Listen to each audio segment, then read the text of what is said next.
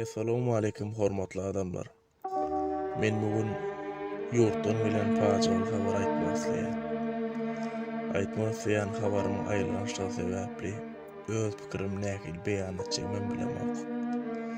Emma hakykat aýtmak gerek. Dün akşam sagat takminan 9'lar töweregi Daşoguz vilayatynyň Gurban Sultanyje, ýagny ýylan etrawynyň oglarynyň birine hususy ýanma-berarly 7 sançaga aradan çykdy.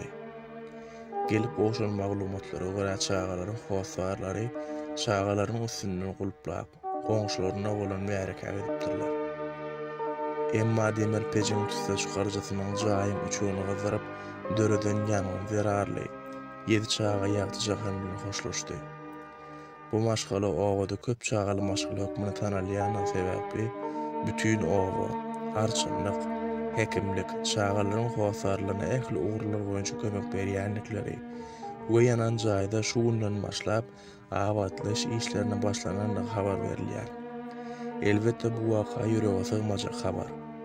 Bu habary ýaratmamyň esas sebäbi hormatly enatalardan ýogulan çağalar üçin dogada hemde çağalar babatda jogapkärli bolmagy, esas hem howanyň sowuk wagtynda öý gyzdyrýan ferişleri gözegçiliksiz galdyrmalygy haýyş etmek bolup durýar.